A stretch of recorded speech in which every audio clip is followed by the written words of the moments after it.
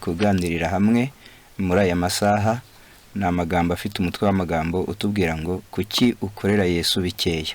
Kuki ukorera Yesu bikeya? Ese nuko nawe yagukoreye bike?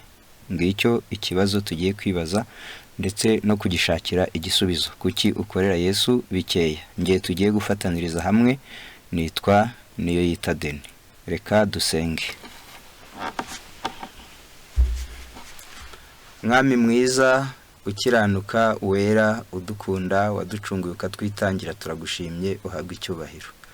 Tugushimiye ko no muri uyu mwanya utugiriye ubuntu, kaduha uburinzi, kandi ukabuduhaye n'amahirwe yo kuba imbere yawe ngo dukomeze kwiga ijambo ryawe, tumenye ibyo dushakaho kugira ngo tutazatungurwa, ahubwo tuzabe twiteguye neza ugarutse, nabyo bishimirwe.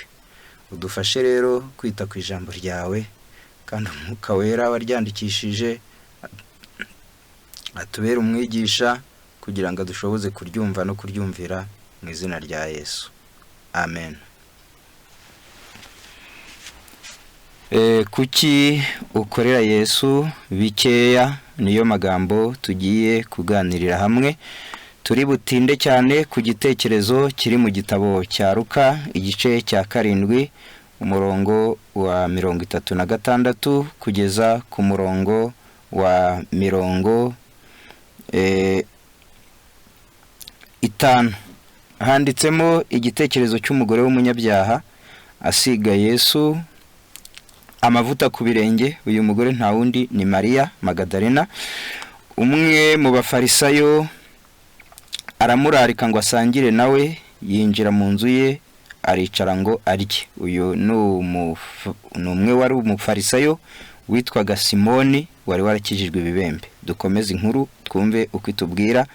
Igitekerezo kiti umugore wo muri uwo mudugudu wari umunyabyaha, aha ni Betaniya, amenya yuko Yesu arira mu nzu y'uwo mufarisayo, azana umukondo w'amavuta menshi ameze nk'amadahano, ahagarara inyuma ye hafi y'ibirenge bye arira.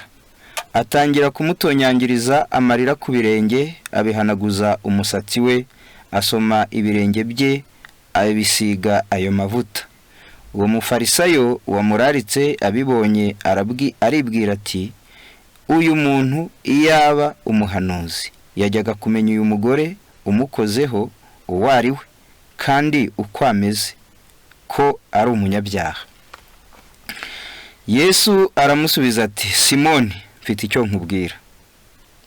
Nawe ati, mwigisha, mbwira. 41. Ati, hariho umuntu wagurizaga, wari ufite abantu babiri bamubereyemo imyenda.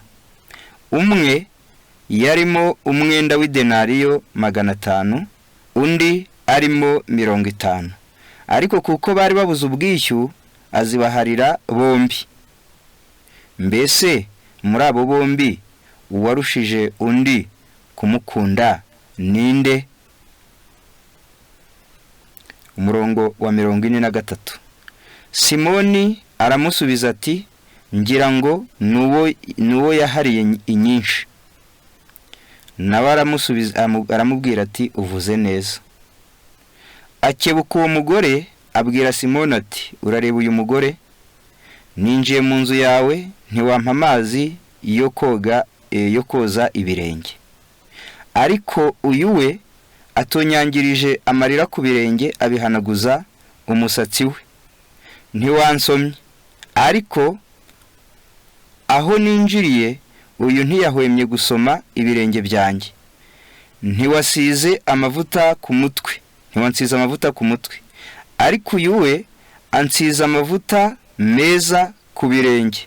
Nicyo gitumye nkubwiye yuko ababariwe bya byaha bye byinshi, kuko yagize urukundo rwinshi. Ariko ubabarirwa bike akunda buke. Abwira umugore ati, ubabariwe ibyaha byawe. Nuko abasangira nawe batangira kubazanya bati, uyu ninde ubabarira ibyaha? Abwira uwo mugore ati, kwizera kwawe kuraguhagije, genda amahoro.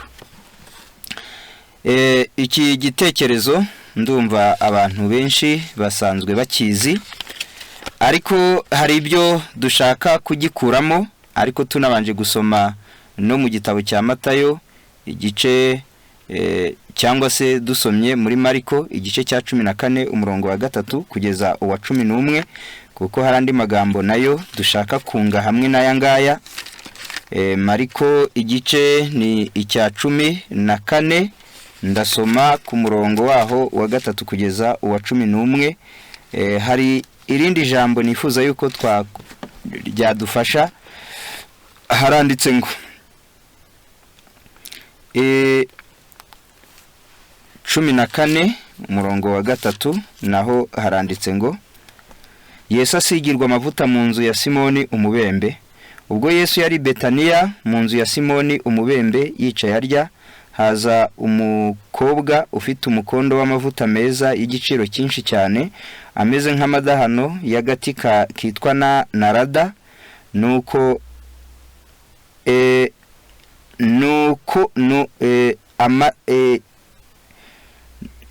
Nuko amena umukondo w'amavuta awumusuka ku mutwe.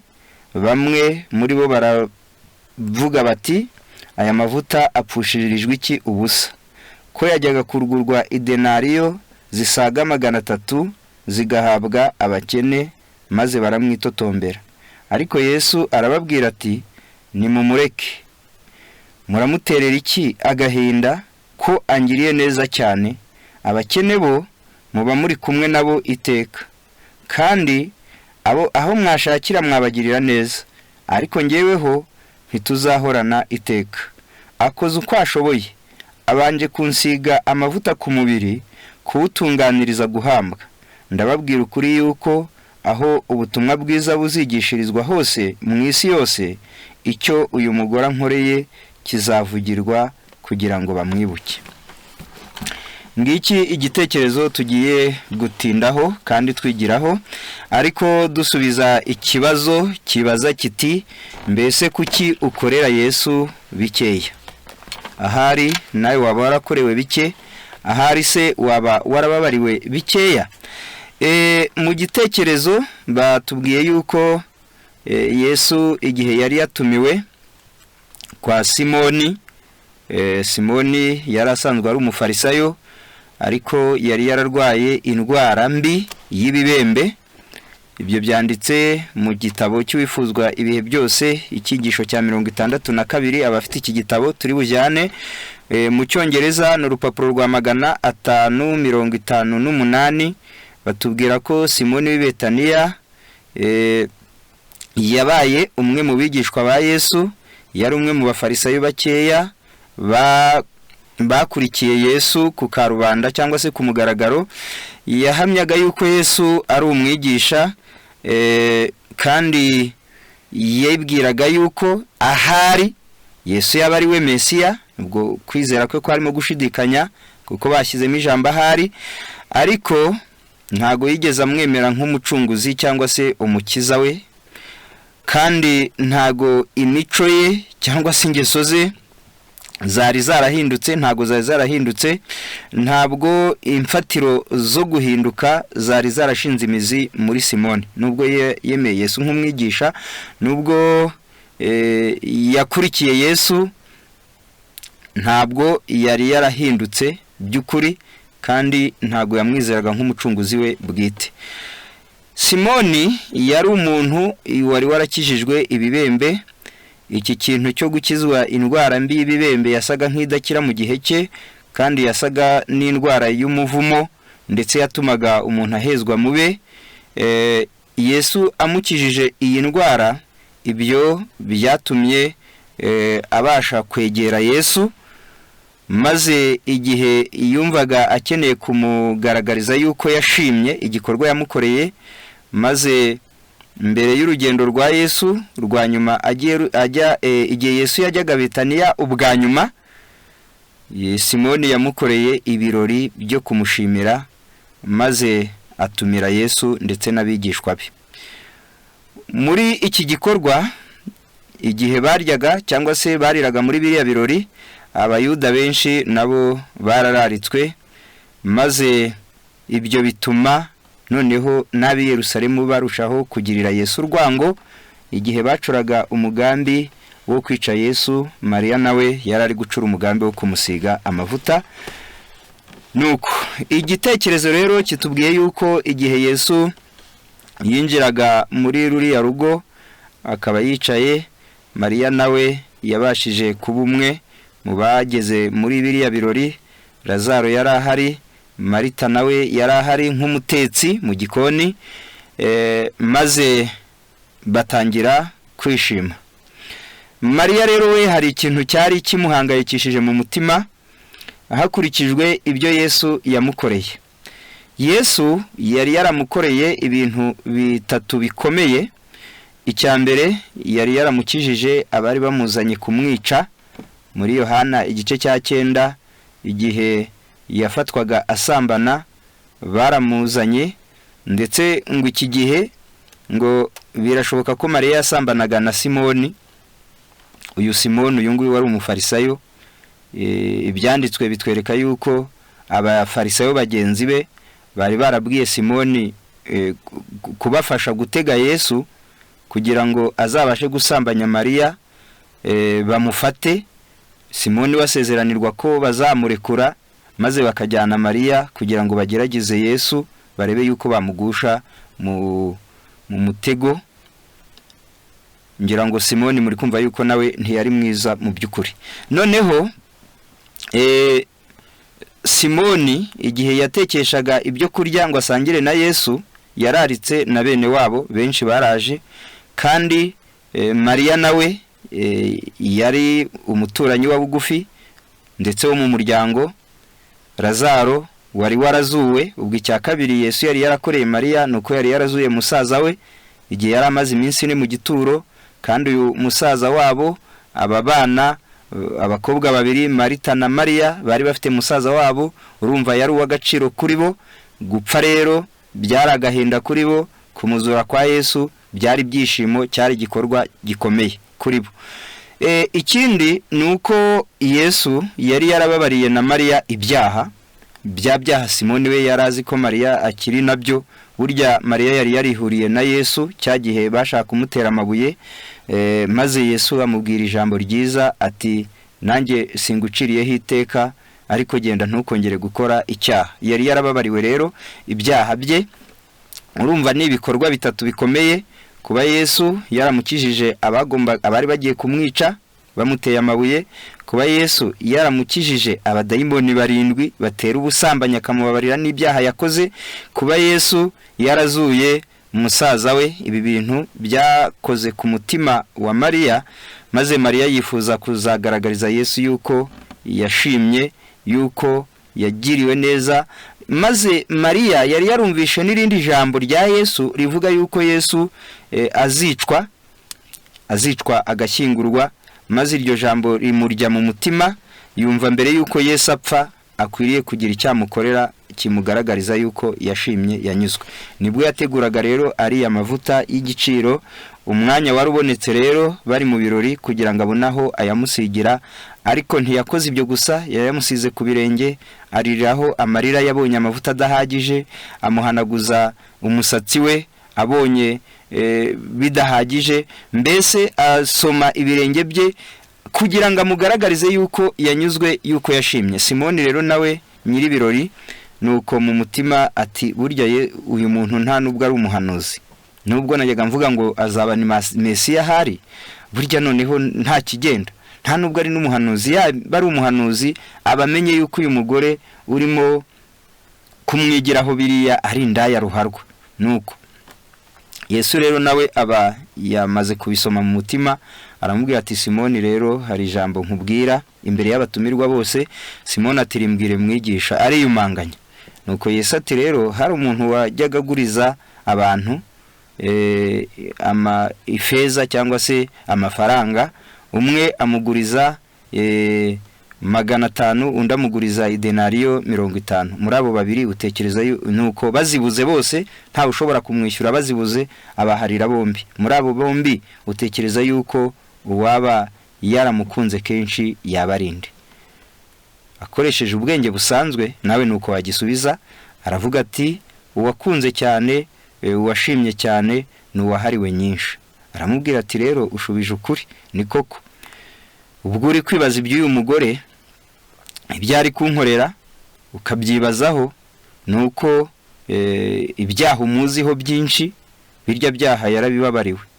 Kubibabarirwa kwe rero nuko niyo mpamvu nawe agaragaza urukundo rwinshi, kuko ninjiye mu nzu yawe ntago wigeze umpa amazi yo koga ibirenge, we yanyuhagije amarira ye.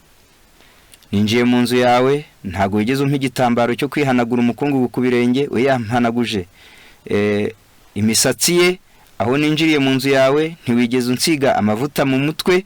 Ibyo byari ibikorwa byagirirwaga abashyitsi bubashywe Simoni atashoboye gukorera Yesu, ariko we yakomeje kunsikaho amavuta ntago yahwemye. Aho ninjiriye mu nzu yawe ntiwigeze unsoma, ariko we ntago yasihwemye gusoma ibirenge byanjye. Niyo mpamvu nkubwira yuko bya byaha bye byinshi yakoze wari umuziho yabibabariwe, niyo mpamvu akunze kenshi. Ati rero umugore, humura ibyaha byawe urabibabariwe. Kandi burya yari yarabibabariwe urya munsi, n'ubundi Mariya yashimaga kuko yari yarababariwe. Ku rundi ruhande, mu bigishwa be hari harimo impaka zizanwe na Yuda. Igihe ayo mavuta Mariya yasukaga ku birenge bya Yesu no ku mutwe we, ayo mavuta yarahumuye, nubwo Mariya we atifuzaga yuko rubanda babimenya, ariko ntiyashoboye kubihisha ngo ahishe n'impumuro, maze bahita bumva yariyo, bamenya n'igiciragura cyari gihenze, idenariyo 300. Ntago Mariya, sintekereza ko yari umucuruzi, wenda bashoboraga kubona menshi. Nawe utekereje mu gitabo cya Matayo igice cya 20 umurongo wa 1 ugana 16, havuga yuko idenariyo imwe cyari igihembo cy'umubyizi kuva mu gitondo kugeza nimugoroba.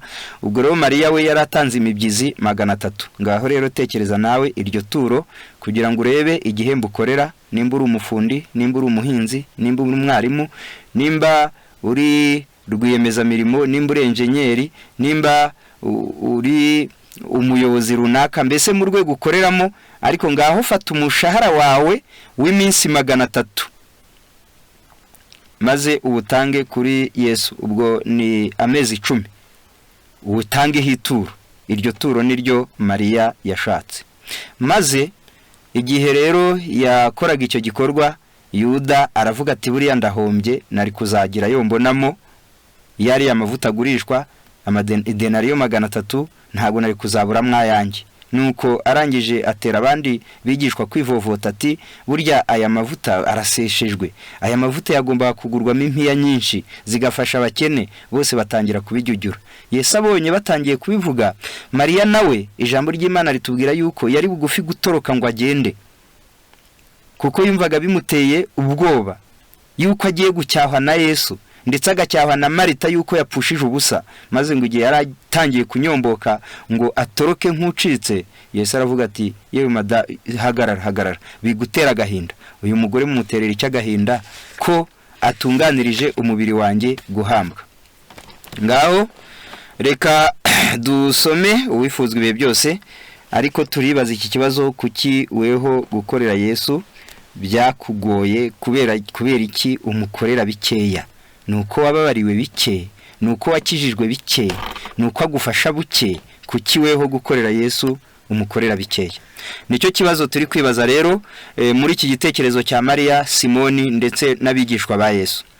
Haranditse muri kino gitabo cy'ibifuzwa ibihe byose, ni urupapuro rwa 560 mu Cyongereza, naho nge aho nsoma ni mu Giswahili 420. Wakati njama hizi zikiendelea huko Yerusalemu, Yesu na rafiki zake walikuwa wamealikwa kwenye karamu ya Simoni. Igihe iyi migambi mibi yo kwica Yesu yakorerwaga i Yerusalemu, Yesu n'inshuti ze bo bari bararitswe mu birori kwa Simoni.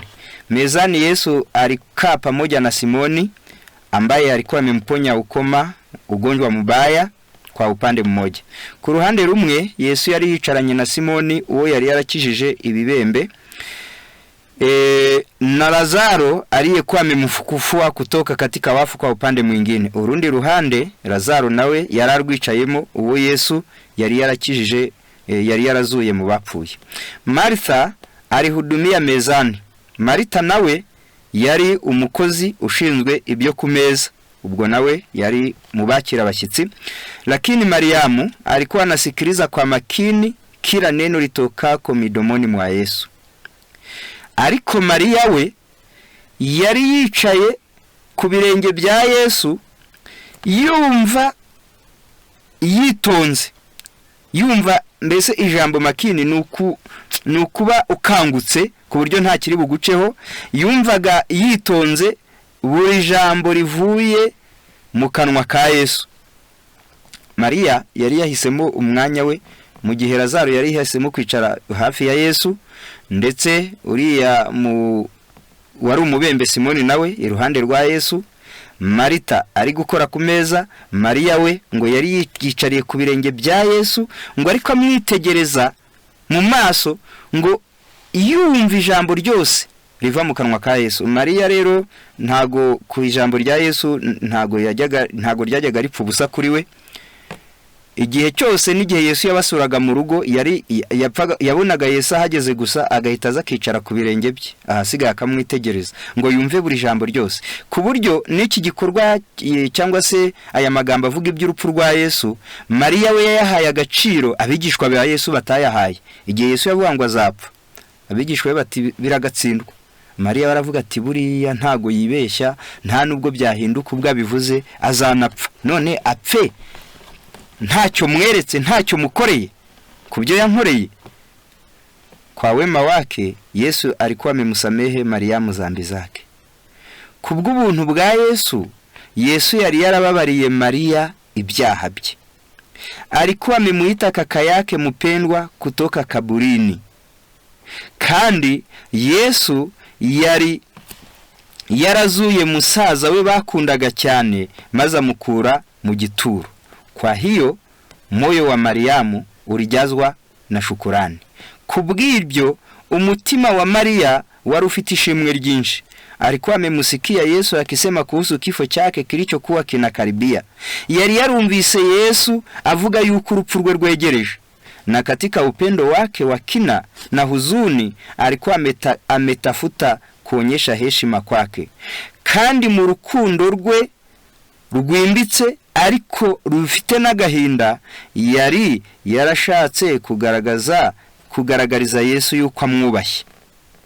Kwa gharama kubwa ya kibinadamu alikuwa amenunua latiri ya marihamu ya nadro safi yenye thamani nyingi, maze akoresheje igiciro cyinshi ku muntu, burya imibyizi 300 ntago ari akantu gatoya. Yari yaraguze amavuta y'amadahano ya nadro y'igiciro cyinshi kwa ajili ya kumpaka mwili wake, kugira ngo ayo mavuta azayasiga umubiri wa Yesu. Lakini sasa wengi walikuwa wakitangaza kwamba alikuwa atawazwe kuwa mfalme. Ariko muri uyu mwanya abenshi bo bari banyuranije indoro cyangwa se icyerekezo na Maria, bo bari bashaka yuko Yesu, bavuga bati Yesu ariko naje ku bwami vuba tumwimike atubere umwami. Uri kumva yuko mu byukuri Maria mu gihe buno abantu benshi bari kwishakira ubutunzi n'icyubahiro, bavuga ko bumvira Yesu bamwubaha, umurimo we uri gupfa ntibahangayikishwe nawo. Mu gihe cya Yesu abigishwa ba Yesu bo bari bashishikajwe no ko Yesu yaba umwami mu isi, bakamuyoboka bakabategetsi mu bwami bwe. Nyamara Maria we yarazi yuko Yesu agiye gupfa, ababaye mu mutima yuko umucunguzi wagiye gupfa. Huzuni yake iligeuzwa kuwa furaha, maze muri uwo mwanya agahinda ka Maria kaza kumurikamo umunezero, na alikuwa na hamu ya kutaka kuwa mtu wa kwanza kuonyesha heshima kwa Bwana, kandi yifuzaga kuba wa mbere mu bantu wabasha kwerekana icyubahiro cy'umwami we, kugira ngo amusigari amavuta y'icyubahiro, amavuta sigwa bakomeye. Maria yumvaga yabo wa mbere. Akikivunja kibweta cyake cha marihamu, maze abapfunduye icupa rye ry'amavuta y'amadahano, arimimina amafuta yake kichwani na miguuni kwa Yesu, maze ayo mavuta atangira kuyasuka ku mutwe wa Yesu no ku birenge bye. Halafu akashuka magodini huko akilia, maze aramanuka arapfukama, kandi apfukama ari kurira amarira, arimwagia miguu Kristo machozi na kuipangusa kwa nywele zake ndefu, maze arira amarira ye ku birenge bya Yesu, arangije abihanaguza imisatsi ye yari miremire. Mariamu alikuwa ametafuta kuepuka kuonekana. Maria yifuzaga yuko yakora uwo murimo bucece nta umubonye, na hata kujongea kwake kulifanyika bila kusikia, kandi kwegera Yesu kwe yabaye nk'useseye ku buryo byabayeho nta muntu bashe kumwumva. Lakini Mariamu yake yalikijaza chumba hali ya kunukia kwa Mariamu yake, ariko ayo mavuta yaramusutseho yuzuje icyumba impumuro nziza maze kwira hose, na kwa hiyo watu wote wakajua kitendo kilichofanyika, maze abantu bose baraho bamenye igikorwa gikozwe. Yuda alikiangalia kitendo hicho kwa kutopendezwa, maze Yuda yitegereza icyo gikorwa gikozwe bimubabaje, mbese bitamunejeje. Nuko nibwo yatangiye gutera mu bari mu nzu umwuka mubi wo kuvuga ngo icyo gikorwa gikozwe no gupfusha ubusa. Maze hepfo bati yumva batangiye noneho kubwirana bati aya mavuta baguzwe amafaranga menshi yari kushobora kufasha abakene. Mariamu aliyasikia yale maneno ya kukosoa.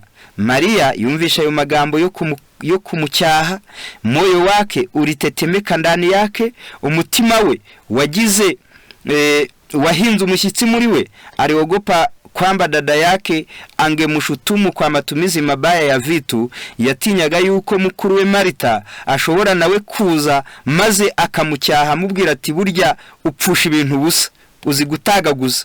Bwana naye nukumukiza nawe angemuzania kuwa hajali mahitaji ya baadaye. Yibwiraga yuko hari na Yesu agiye kumucyaha avuga ati buryo no mukobwa nawe ntago yita ku bukene bw'ejo. Bila kuomba radhi au udhuru alitaka kuondoka, atisobanuye kandi adasabye imbabazi yashatse gutoroka. Wakati sauti ya Bwana wake iliposikika ikisema muacheni, mbona mnamtaabisha, muri uwo mwanya ijwi ry'umukiza rirumvikana rivuga riti nimumureke mwimubabaza. Aliona kwamba alikuwa amedharirika na kuumia. Yesu yitegereje mu mutima we abona asa n'uwagize kimwaro kandi ababaye muri we. Alijua kwamba katika tendo hili la huduma alikuwa ameonyesha shukrani yake kwa msamaha wa dhambi zake. Nuko Yesu yari yamenye yuko muri iki gikorwa buriya Maria yagaragazaga igikorwa cyuko yashimye kubwo kubabarirwa ibyaha bye, na alileta utulivu katika mawazo yake. Ibyo byatumye Yesu abasha kuzana umutuzo mu bitekerezo cyangwa se mu bwenge bwa Maria.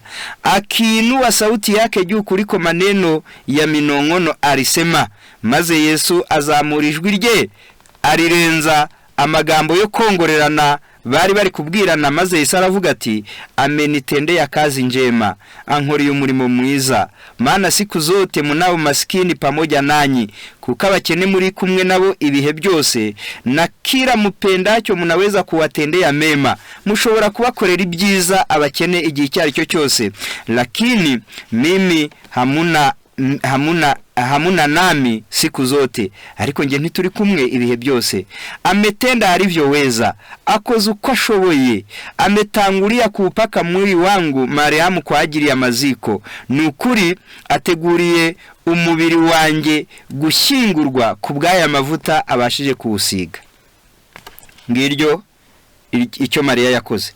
Zawadi ya ile Mariamu, manukato ambayo Mariamu alifikiria kupaka mwili wa Kristo akiwa amekufa, ilipakwa kwenye mwili wake ulio hai. Impano y'amavuta y'igiciro Maria yibwiraga yuko yashobora kuisiga ku mubiri wa Yesu igihe Yesu azaba yapfuye, yagize amahirwe yo kumusiga igihe Yesu umubiri we wari ukiri muzima. Wakati wa maziko utamu wake ungejaza kaburi. Mu gihe cyo gushyingurwa cyangwa se cyo guhambwa, burya impumuro yagombaga kuzura mu gituro gusa, Sasa ilifurahisha moyo wa Kristo na hakikisho la imani na upendo wa Mariamu. Nyamara muri uyu mwanya ikintu cyanejeje umutima wa Yesu nuko Maria yagaragaje yuko afite kwizera n'urukundo. Yusufu wa Arimathaya na Nikodemu hawakutoa zawadi ya upendo kwa Yesu katika maisha yake. Yosefu wa Arimathaya na Nikodemu ntago bashoboye gutanga impano zabo z'urukundo kuri Yesu igihe yari ari mu mubiri akiri muzima. Wakiwa na machozi ya uchungu walileta manukato yawe ya gharama kwa ajili ya mwili wake uliokuwa usio na fahamu. Igihe Yesu yari amaze gupfa, bafite amarira, bababaye mu mutima, bazanye impano zabo z'igiciro kugira ngo basige umubiri wa Yesu ariko umubiri utacyumva. Wanawake walileta manukato kaburini walikuwa wameenda bure. N'abagore bazanye amavuta ku gituro igihe Yesu yari kuwa mbere w'isabato. Abo bagore ngo nabo baruhiye ubusa, maana alikuwa amefufuka, wamusanze yazutse. Lakini Mariamu, aliko Maria, kwa kumiminia Mwokozi upendo wake wakati Mwokozi alipokuwa na ufahamu wa kujitoa kwa Mariamu, ubwo yasukaga kumukiza urukundo rwe, ikimenyetso cy'urukundo rwe, igihe umukiza yari agifite ibitekerezo bibasha kumva no kureba kwitanga kwa Maria, alikuwa anamupaka amafuta kwa ajili ya maziko. Burya Maria yari ari kumusiga amafuta amutegurira guhambwa. Na kipindi aliposhuka kwenda katika giza la mateso, igihe Yesu yamanukaga mu gituro cyangwa se igihe Yesu yari yinjiye mu mwijima wo kubabazwa, alienda pamoja na kumbukumbu la tendo lile. Burya Yesu yinjiye muri uwo mwijima wo kubabazwa, ariko muri we afite urwibutso rw'icyo gikorwa cyiza Maria yamukoreye, udhihirisho wa upendo ambao Kristo angeonyeshwa na waliokombolewa milele. Ikimenyetso cy'urukundo Yesu yagombaga kugaragarizwa nabo yacunguye by'iteka ryose. Nshuti bakundwa, igikorwa Maria yakoze ni koko Yesu yaravuze ngo aho ubutumwa buzabwirizwa hose kikwiriye kujya kibukwa kugira ngo kigire icyo kidufasha. Hirya ku ruhande ile kazi ya Mariamu mu rupapuro rwa 564 mu Cyongereza, ile kazi ya Mariamu ilikuwa ni somo ambalo wale wanafunzi walihitaji liwaonyeshe kwamba kuonyesha upendo kwao kwa Kristo kungekuwa jambo la kumpendeza. Umurimo wa Maria cyari icyigisho abigishwa ba Yesu bari bakeneye. Kiriya gikorwa Maria yakoze cyari icyigisho abigishwa ba Yesu bari bakeneye kugira ngo kibereke yuko Yesu yari akeneye yuko nabo bamugaragariza urukundo. Alikuwa kila kitu kwao. Yesu niwe wari byose kuri bo. Weho kuki ukorera Yesu bikeya? Ndagira ngo nongere nsome akandi kantu Maria yakoze nako kanejeje Yesu. Igihe Yesu yarazutse, abigishwa be, ni ikigisho cya 82 kucyurira, ni Maria n'ubundi 788. Icyo batubwira muri kino cyigisho nuko muri makeya kubw'igihe reka nsobanure uko byahagaze. Maria, wenda aya magambo ushobora no kuyasoma muri Matayo 28 umurongo wa 1, umurongo wa 5 kugeza wa 8, Mariko igice cya 16 umurongo wa 1 kugeza wa 8. Yesu igihe yazukaga, abigishwa abagore mu gitondo bari babyutse kare bajyana ibihumura neza n'amavuta yo gusiga umurambo wa Yesu kuwa mbere w'iminsi 7. Nicyo gitekerezo kivugwa. Igihe bahageraga, marayika akababwira ngo Yesu yazutse. Ayo magambo Maria we ntiyayumvise. Aya magambo marayika yavuze ko Yesu yazutse, Maria we bwa mbere ntiyayumvise. maze abagore babwirwa kujya kubivuga. Ariko Mariya abatanga kuri Petero na Yohana, arababwira ati rero bakuye umwami wanjye mu gituro, nanjye ntago nzaho bamushyize. Nuko abigishwa bazana na Mariya bagarukana ku gituro, bahageze koko basanga nta murambo urimo, abigishwa bahita banasubirayo. Ariko Mariya bimwanga mu nda, aravuga ati ese ndasubirayo inte ntaza aho bamushyize. Atangira gushakisha. Igihe yashakishaga aho ku gituro yaje kuhabona umusore wicaye, nyamara ari Yesu. Ntiyanabimenya kubera agahinda n'amarira yari mu maso ye, ntabwo yashoboye kumubona ngo amumenye. Maze ngo aramubwira ati, uwo mugore aramubwira ati, wa mugore we kucyurira? Mariya ati rero ikituma ndira nuko bakuye umwami wanjye mu gituro, none nanjye ntago nzi aho bamushyize. Nimba ari wowe umukuyemo, ngo yibwiye yuko ari umurinzi wako gashyamba, yibwira ko ari umukuyemo. Nimba ari wowe umukuyemo, nyereka aho umushyize kugira ngo mpamukure. Ibyo nabyo byari kwita ku murambo nibura wa Yesu, byagomba kumuhumuriza. Burya iyo ufite umuntu ukamwitaho uko ushoboye, niyo yapfa ariko mu by'ukuri mu mutima uba wumva hari uko ukomejwe. Mariya rero nawe yumvaga nibura yakomezwa muri icyo gihe cy'urupfu rwa Yesu, yakomezwa no kwita ku murambo wa Yesu. Kutawusanga mu gituro rero, agahinda kasaga n'akamwibagije yuko Yesu yavuze yuko ku munsi wa gatatu azazuka, ntiyamenye ibyabaye. Maze uyu murinzi uyu yakekaga yuko ari umurinzi, nyamara ari Yesu. Mariya igihe yavuga ngo nimba hari aho umushyize mbwira mukureyo, iki gitabo cy'ubifuzuye byose muri icyo cyigisho nababwiye kitubwira yuko ngo Mariya yari yiteguye gufata uwo murambo akawushyira mu gituro Yesu yari yarazuyemo Lazaro. Nuko ntumbaze uko wenda yari gushobora gutwara uwo murambo, ariko yumvaga ngo nibura ibyo yabikora. Ngo nimba Yesu atarakwiriye guhambwa mu mva z'abakire, wenda bakaba bamukuyemo bavuga bati uyu ntakwiriye no guhambwa muri izi mva z'abakire, bakamukuramo. Mariya ngo yari yiteguye kujya kumushyingura mu mva Yesu yari yarazuyemo musaza we Lazaro. Yesu akomeje kureba urwo rukundo Mariya akomeza kugaragaza, nibura rwo kwita no ku mubiri we bigezaho, no kwanga kuvirira ku gituro atamubonye.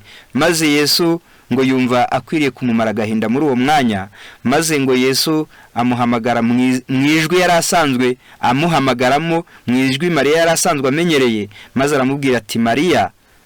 Mariya mu nyurabwenge bwe ahita yumva iryo jwi arizi, yubuye amaso, noneho ibyiringiro bigarutse muri we, ngo abona ni Yesu umukiza we. Ngo arasimbuka kugira ngo abashe kumuhobera. Yesu aramubwira ati hoya winkoraho, kuko ntago najya kwa data ngo mbashe guhabwa ubwiza. Noneho iki gikorwa cya Mariya ngo cyari gikwiriye kuba igikorwa cyo kwigisha abigishwa ba Yesu, ngo muri icyo gihe bari bakeneye kwiga yuko nabo bari bakwiye kugaragariza Kristo urukundo. Haravuze ngo Yesu alikuwa vyote kwao. Yesu yari byose kuri bo, na hawakugundua kwamba muda si mrefu wangeondoshewa upendo wake, uwepo wake. Kandi abigishwa ntago bigeze basobanukirwa yuko umwanya atari munini Yesu aza gutandukanwa nabo, kwamba muda si mrefu wasingeweza kumumpa zawadi zao za shukrani kwa upendo wake mkuu. Ntago bamenye yuko igihe hari gitoya batazashobora kongera kumuha impano zabo z'urukundo rukomeye. Upweke wa Kristo akiwa ametenganishwa na mbingu, ubwigunge cyangwa se kuba wenyine kwa Yesu igihe yatandukanwaga n'ijuru, akiishi maisha ya kibinadamu, akabaho imibereho ya kimuntu y'abantu, haukuelewa daima wala kutambuliwa na wanafunzi kwa namuna ambavyo ilistahili kuwa. Ntaga abigishwa ba Yesu bagiye babisobanukirwa ngo babimenye uko byari bikwiriye kuba. Noneho igihe ngo Yesu yaramaze kujya mu ijuru atandukanijwe nabo, igihe Yesu yaramaze gupfira ku musaraba, ngo mbega ukuntu batangiye kwigaya, ngo mbega ukuntu iki gikorwa cya Mariya batari kongera kukigaya kandi ngo ahubwo bari kwigaya ubwabo. Niko hepfo batubwiye, haranditse ngo, nsimbutse amagambo amwe, wakati Yesu alipokuwa hayuko pamoja nao tena. Igihe Yesu yari atakiri kumwe nabo, na wakajihisi kama kondoo wasio na mchungaji, igihe biyumvaga yuko bameze nk'intama zitagira umwungeri, walianza kuona jinsi ambavyo walipaswa kumuonyesha hali ya kujali ambayo ingemuletea furaha ya moyo wake. Batangiye kwibona uburyo, batangiye kwibaza uburyo bananiwe kumugaragariza kumwitaho byashoboraga kuzana umunezero muri Yesu. Hawakurusha lawama kama kwa Mariamu tena. Ntago bongeye kugaya Maria, bali walijirushia lawama wao wenyewe, ahubwo batangiye kwigaya ubwabo. Laiti ingewezekana kurudisha maisha nyuma na kuondoa kitendo cyabo cya kupinga. Iyaba byari bigishoboka ngo bagarure ibintu inyuma maze bakureho ibikorwa byabo byo kugaya na kuchukulia kwamba maskini wanastahili zawadi ile kuliko Kristo, maze bakavuga bati burya ya mavuta yarakwiriye abakene kuruta Yesu. Burya batangiye kubyibaza, walihisi hatia sana wakati waliposhusha kutoka msalabani mwili wa Bwana wao uliochubuliwa. Biyumvishe ari abanyacyaha biciriye iteka, biyumvishe baragomye igihe bamanuraga umubiri wa Yesu ku musaraba, umubiri wari washenjaguritse. Mapungufu yale yanadhihirika katika ulimwengu wetu leo. Nukuri iyo nenge yo kutagaragariza Yesu icyubahiro, yo kutagaragariza Yesu gushima, yo kutagaragariza Yesu ituro rivuye ku mutima, yo kutagaragariza umurimo wa Yesu kubaha no kuwitaho. Nukuri iyo nenge na n'uyu munsi iriho mu isi ya none, isi yitwa ya Gikristo. Ni wachache tu wanaotambua vile Kristo alivyo kwao. Ni bake gusa bajya basobanukirwa icyo Yesu abamariye. Na abantu bake nka Maria bajya basobanukirwa icyo Yesu abamariye, ndetse no mu bigishwa ba Yesu. Kuna watu kama watu wangalifanya kwa kudhihirisha upendo mkubwa wa Mariamu, iyaba y'abantu bagiraga ubushishozi mu kugaragaza urukundo rukomeye nk'urwa Maria, kitendo cya kupaka amafuta kingefanywa bure. Iyo abantu benshi ngo hari igihe ngo igikorwa cyo gusiga amavuta bakibona yuko nabo kitari gikwiriye. Mariamu ya thamani kubwa yasinge yitwa matumizi mabaya. Nukuri arya amavuta Maria yasize Yesu ntago yarakwiye kwitwa ngo nugupfusha ubusa. Ibivuze iki? Ikintu koze mu murimo w'Imana, umwanya utakaje mu murimo w'Imana, ituru utanze ryo gushyigikira umurimo w'Imana, igihe wigomwe kugira ngo umurimo w'Imana n'ibya Yesu bijye mbere, ntago warukwiye kujya usubira inyuma ngo nurangiza uvuge ngo nguzi ko nahombye. Hari ukuntu abantu bijya bibaho gutyo. Noneho reka wenda tugaruke kuki ukorera Yesu bikeya. Mbese nuko wababariwe bike? Mbese nuko yagukoreye bike? Mbese nuko yagukijije gake? Mbese nuko yagufashije gake? Ntago uzi icyo Yesu akubereye cyo, ntago uzi umubaro Yesu akumariye. Nukubera iki? Ijambo ry'Imana urihagahe gato nawe igenzure. Nukubera iki? Ijambo ry'Imana urihagahe gato. Nukubera iki? Gusenga bigerwa ku mashyi. Nukubera iki? Icya 10 kugitanga bikugora. Nukubera iki? Isabato kuyiguruhuka bikugora. Nukubera iki? Umurimo we uwushoramo bikeya ukawushoramo ubutunzi buke, kucyushyigikira gake. Nukubera iki? Umurimo we uharira agahe gato. Ngibi bibazo byo kwibaza kugira ngo ubashe kumenya nimba weho Yesu kuki umuhagahe gato, kuki umukorera bikeya. Ijambo ry'Imana urihagahe gato. N'aya masaha tuba twiga ijambo ry'Imana hari abantu babumva babangamiwe n'isaha imwe. Hari abantu bashobora kumara icyumweru badasubiye mu byanditswe ngo babashe kujya babongera kubitekerezaho babyiga. Kubera iki? Yesu umukorera biki? Kubera iki ijambo ry'urihagahe gato? Gusenga bigerwa ku mashyi. Muri iki gitabo cy'uburezi ijambo ry'Imana ritubwira yuko abantu bajya gusenga ya masengesho yo mu rwiherero, ariko ngo bakajyaho bafite ihubi mu bwenge. Niko ijambo ry'Imana ritubwira ngo abantu bajya gusenga imbere y'Imana bafite ihubi mu bwenge 292. Mbese weho ntago bikubaho? Kuki Yesu umukorera bikeya? Reka dusome twumve gake aya magambo. Ndetse benshi mu bihe byabo byo gusenga ntibashobora kwakira umugisha uva mu gushyikirana n'Imana by'ukuri. Baba bafite ihubi bikabije, bageraho urukundo rwa Kristo ruri, bakamara kanya gato kuri urwo rubuga rwera, ariko ntibategereze kwakira inama ze. Ntibagira umwanya wo kugumana n'umwigisha wo mu ijuru, maze bakagaruka mu mirimo yabo bakikoreye imitwaro yabo. Abakozi bameze batyo ntibazigera bagera ku ntsinzi ihanitse igihe cyose bataramenya ibanga ry'aho imbaraga ziva. Bagomba gufata igihe cyo gutegereza, bagomba gufata igihe cyo gusenga, bagomba gufata igihe cyo gutindana n'Imana kugira ngo imbaraga z'umubiri n'iz'ubwenge n'iz'umwuka zivugururwe. Bakeneye imbaraga y'Imana ihembura. Niba yakira bazasubizwamo imbaraga nshya, imibiri yabo icogoye n'ubwonko bunaniwe bizahembuka, umutima uremerewe uzaruhurwa. None kuki ukorera Yesu bikeye? Kuki no mu masengesho ujyayo ufite ihubi? Ni ikibazo. Mbese ntago uzi yuko Yesu ari we byose kuri wowe? Ntago uzi yuko inyungu ziva kuri we? Ntago uzi yuko wunguka biturutse kuri we? None se kuki gutanga icya 10 bikugora? Nawe ibaze.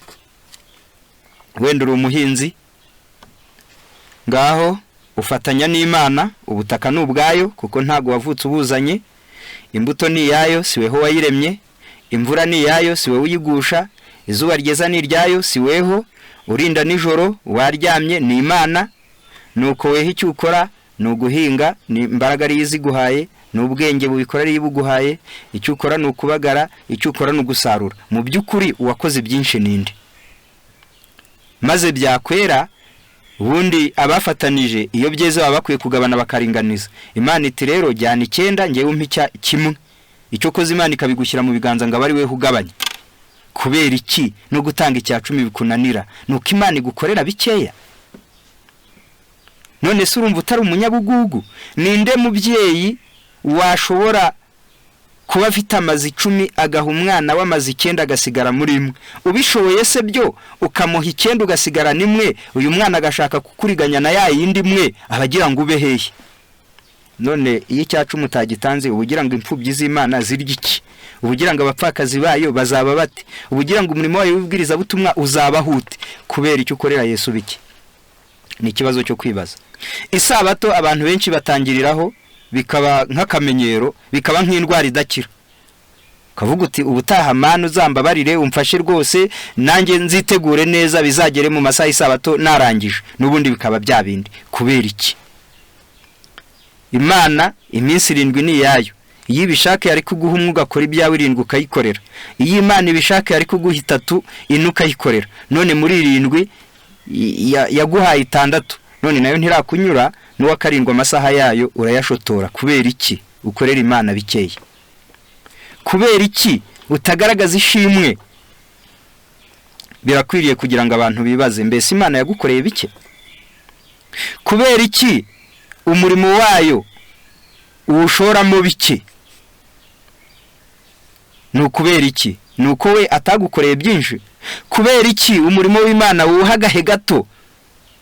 Nibyo bike watanze hakuba ubwo ushubije amaso inyuma ukijya wibwira yuko wahombye, ahari wari kugira ibindi ukoramo.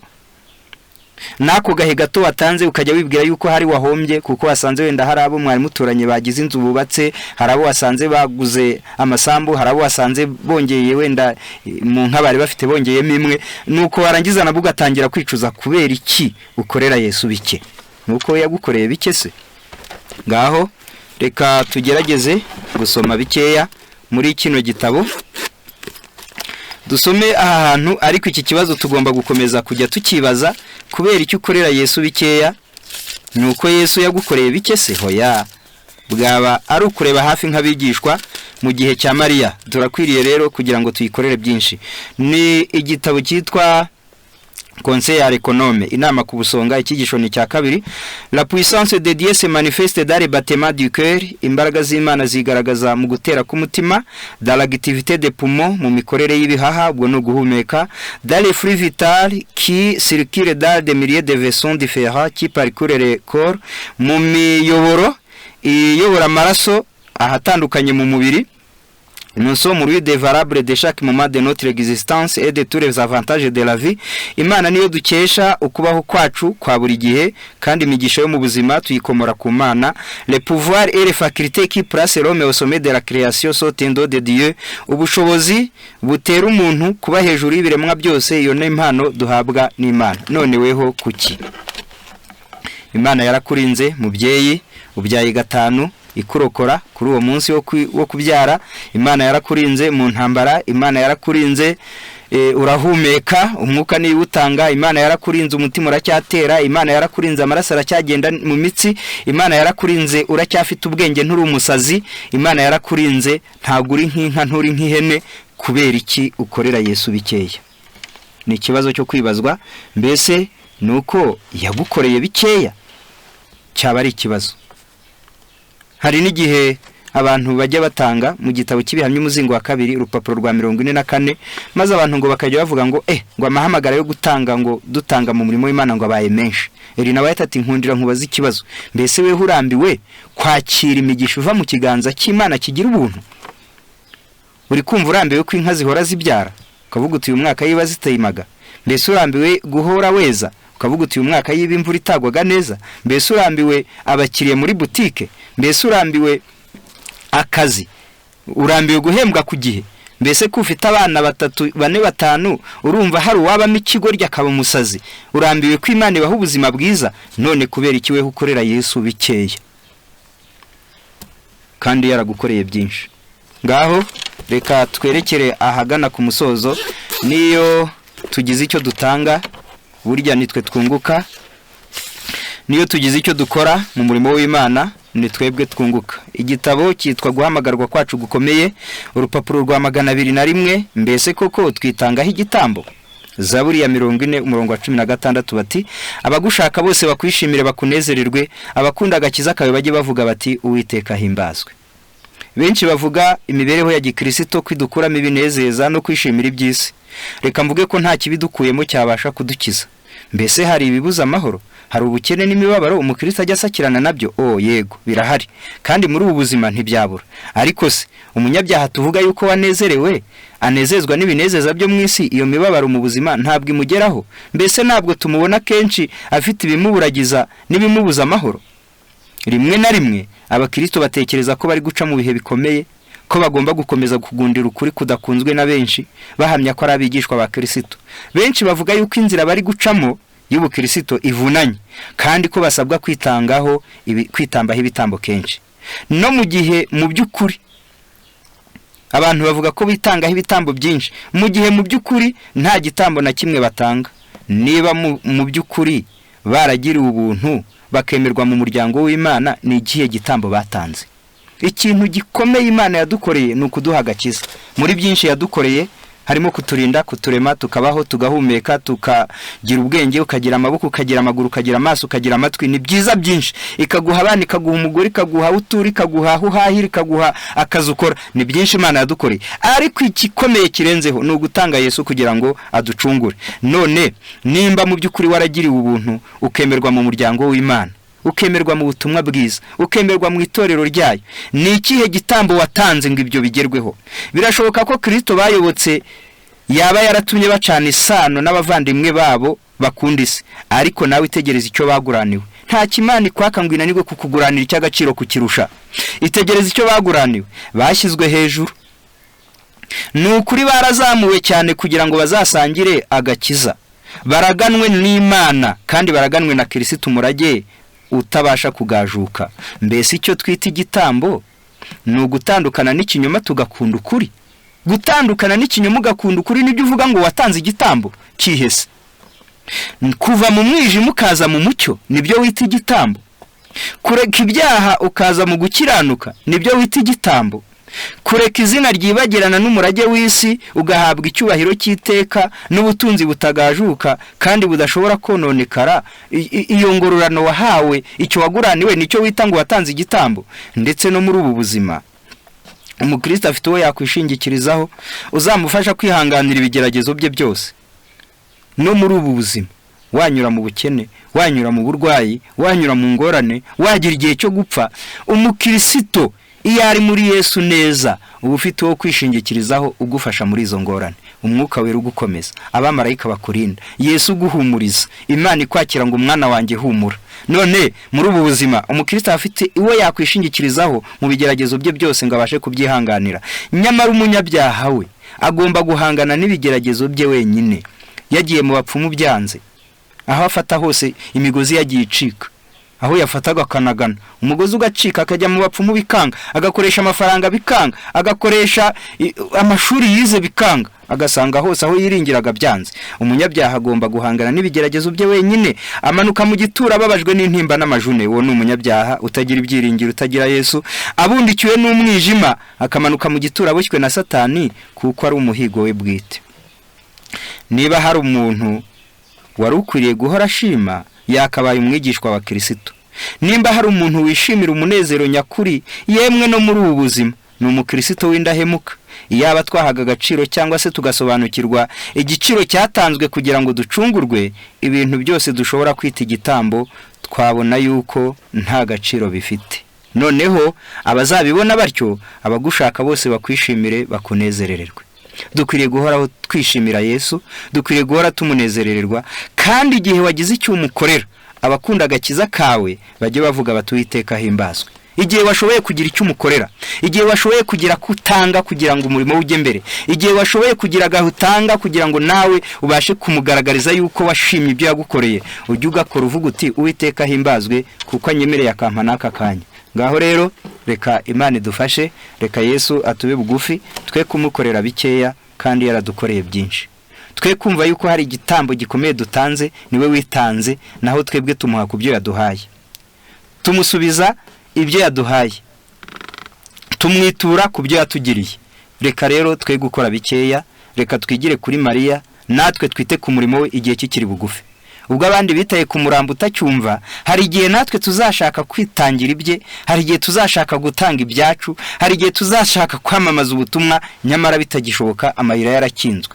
Noneho reka natwe tugaragarize Yesu yuko twanyuzwe n'igitambo yatanze, yuko twanyuzwe n'imigisha yaduhaye, yuko twanyuzwe n'ibyiza yadukoreye, maze twe kujya tumwitangira, twitangiriye itama, twe kujya twicuza icyo twamukoreye, twe kujya twumva yuko kuba muri we harimo igihombo, twe kujya twumva yuko hari ibinezeza twaretse, twe kujya twumva yuko hari ibyadushimisha twavuyemo, twe kujya twumva yuko hari inyungu twahombye, ahubwo tujye twumva yuko twabonye icy'agaciro, maze natwe tumwishimire. Umurimo we tuwiteho, ijambo rye turiho umwanya, gusenga tubiha agaciro, umurimo we tuwushoremo ibyacu, umurimo we tushoremo igihe cyacu, icyacumi tugitange tutikanyiza, tutanacirikanwa, dore ko hari igihe abantu bajya banacirikanwa ngo none se washoye ibi n'ibi. Ubwo bwenge bushora niwe wabuguhaye, izo mbaraga zishora niwe waziguhaye. Isabato tuyiteho, mbese iby'Imana idusaba tubiha umwanya w'imbere, twe kujya tubigonganisha na kamere yacu. Ngaho Imana nidufashe kugira ngo itugirire neza, dukore twigiye kuri Yesu watanze byinshi tutashobora kubona icyo tubiriha, ariko natwe ibyo dushobora tubashe kubikora tunezererewe kandi twishimira agakiza k'Uwiteka, tuvuga tuti Uwiteka himbazwe, ubwo atwemereye yuko natwe tugira umwanya mu iterambere ry'umurimo we. Ngaho Imana nibidushoboze mu izina rya